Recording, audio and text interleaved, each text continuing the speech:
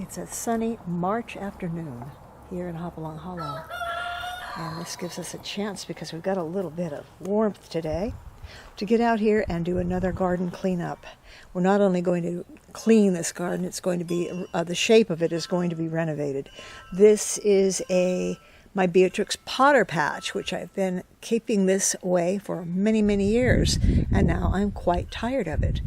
I have it as a half circle butted up against this potting shed herbarium, but I'm tired of that shape. I just don't think it looks good from afar. It doesn't look good from the top windows of the house. I want to redo the shape. So in part 2, in this pretty brief clip here, I'm going to reshape this garden with these antique bricks, and this is going to become a pretty nice Edwardian country cottage garden in this little section right here. And I shouldn't say little, because it's actually quite large, and when I add that extra bit, it's going to be even larger. But I want a different shape. Now you notice that I've got this metal fencing right here, and that's because last year I decided to put up these bricks and reline it with bricks rather than the woven fencing that I have been putting here for 10 years. But now I'm tired of the bricks. So I will be able to take this off. That's just holding the bricks up. I'll be taking that off, and it's, for the time being, just lining it with these 200-year-old bricks that I have. Now, I often talk to you about garden bones, and garden bones are so important. They're really the basis of your garden. They give it structure. So what would be garden bones in this garden? Well, for one thing, the shed. That's a garden bone. All the bricks lining it are temporary garden bones. These woven baskets in the middle, these are good garden bones.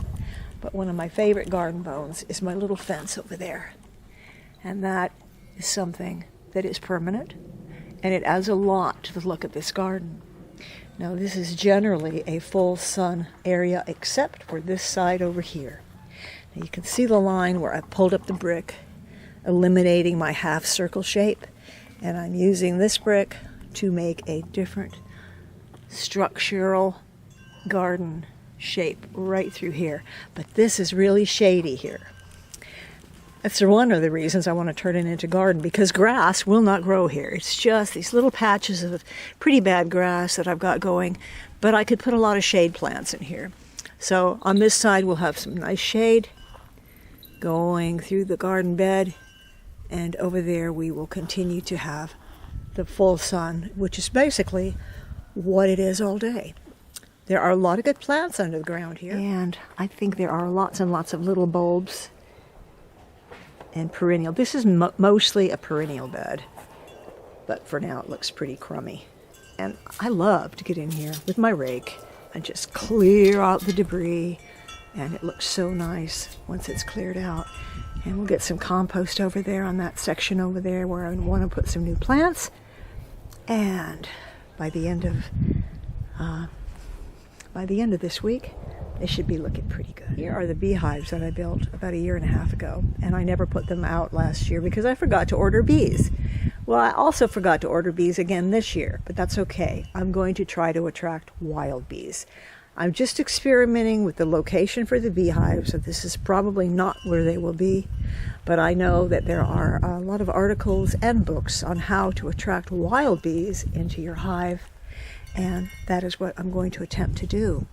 So now you can get a better idea of the shape that I'm going for here, and you can see that that really has added a lot of extra garden space, which means I am going to have to put in quite a few shade lovers in this little area right here. So, time to get to work. Okay, I've done about all I can do for now. All that needs to be done. I got most of the creeping Jenny and the creeping Charlie out. Of course, it'll be back. It always does come back. I got a lot of the little patches of grass out and put them on the outside of the border. I changed the border, and I'm just using one layer of this antique brick, and I like the design of this brick. That's, of course, where the concrete would have been smashed into the brick as they were building with it, but I like the design of it, so I'm going to keep it face up like this to line this bed. This cattle panel will not remain. Once the garden gets more established, as it grows taller and taller, then I will remove the cattle panel. But for now, I want to keep my dogs out of here because they love to lay on those upcoming tulips, and all kinds of alliums are coming up in here, and the dogs will just smash them to bits. But this was the Beatrix Potter Patch. It still is the Beatrix Potter Patch. It just grew by quite a bit. The corner of the shed right there, as you can see, that's where it used to end, and now we've got all that extra space to plant in. And it's shady, so that will take a little planning. I think the beehives could stay here. The way I've been observing the sun all day, of course things will change as the months go by, but I think this could be a good location for the beehives. So if you're interested in what we planted in the Beatrix Potter Patch, I will put a link to that original video. They were plants in this bed that Beatrix Potter planted at Hilltop Farm during her lifetime that she spent in that area. So this is our little, one of our Edwardian country gardens. And there's a lot more that I'm going to be able to put in the next couple weeks. I'll begin to see more of the plants that are coming up through the surface, and then I'll know where to put seeds, because I will put annual seeds in here as well, or annual seedlings. And I have a couple things that were sent to me in the mail I'm going to introduce you to. Not today, but probably in the next couple weeks. So, now we're going to switch gears completely. We're going to go in the house, and I'm going to introduce you to the Grodnertal sisters. Today I'd like to introduce you to the Grodnertal sisters. Grodnertals are little wooden peg dolls. They were also known as wooden pennies, penny woodens, peddler dolls, tuck comb dolls, Grodnertal wooden peddlers, Grodnertal carved wooden dolls, Grodnertal dolls, and peg wood dolls. Also, they were known as Dutch dolls.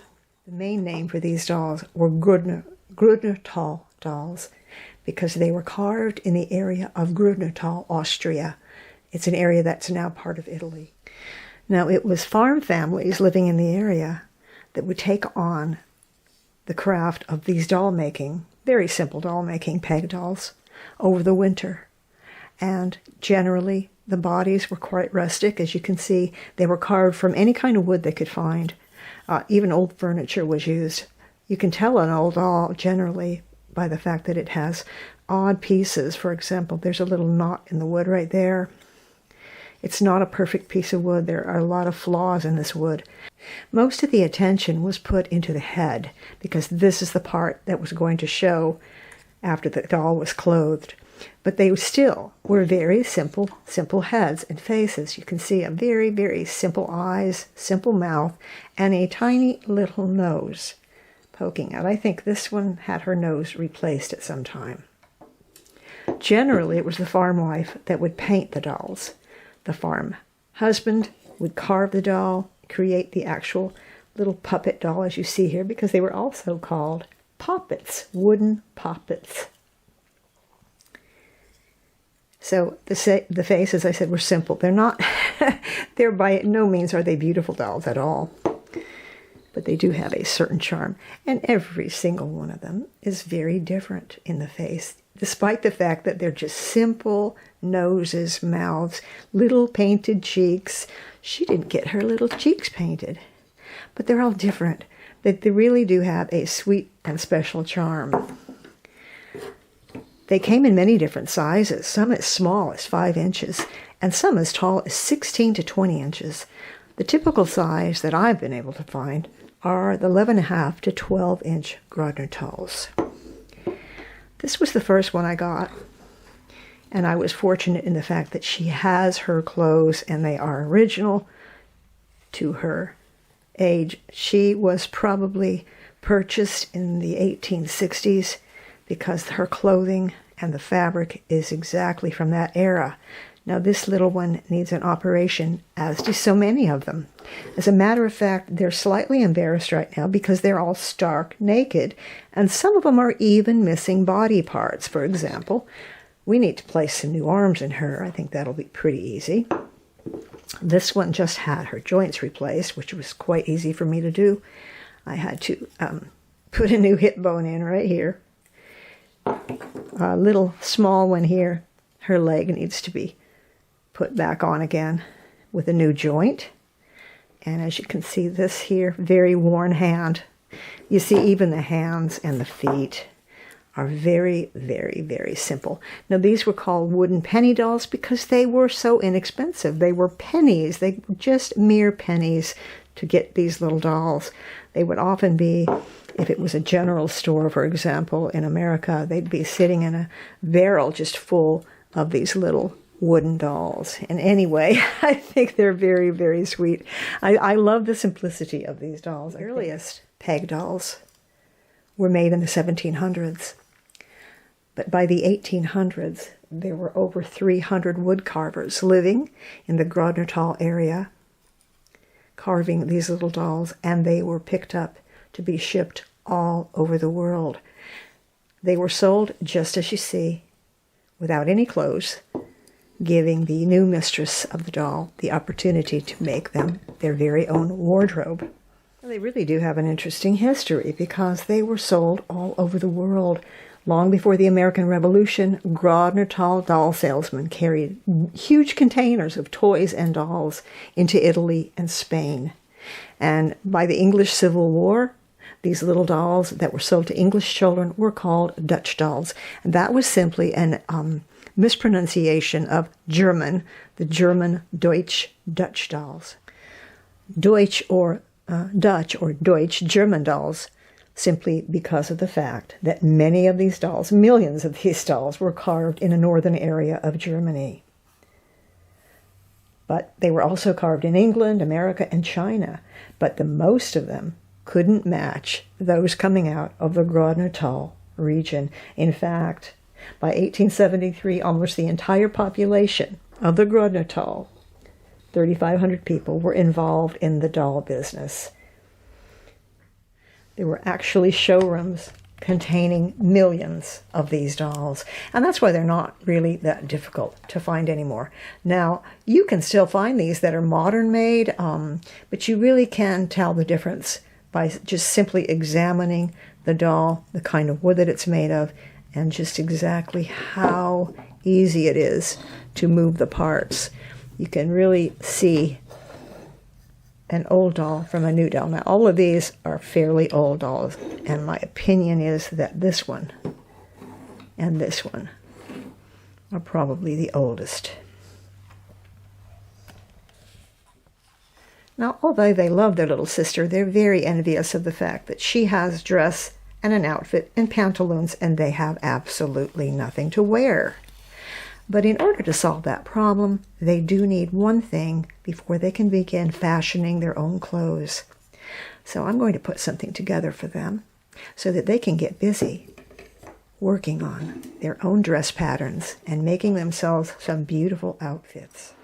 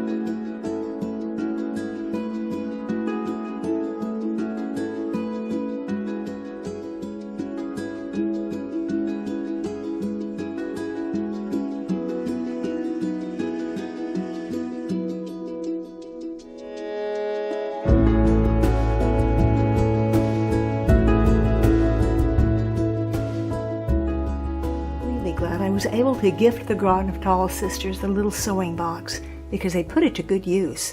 As you can see, they have some very charming and winsome outfits now, dressed from head to toe in all-out loveliness. So, I think they'll be busy for the next couple of weeks making more and more frocks. Well, thanks for joining us today. We just decided to have a little fun here, and we will see you next week. Who knows what we'll be doing? Probably some more gardening. So for now, from Hopalong Hollow, this is Cherry. Bye-bye.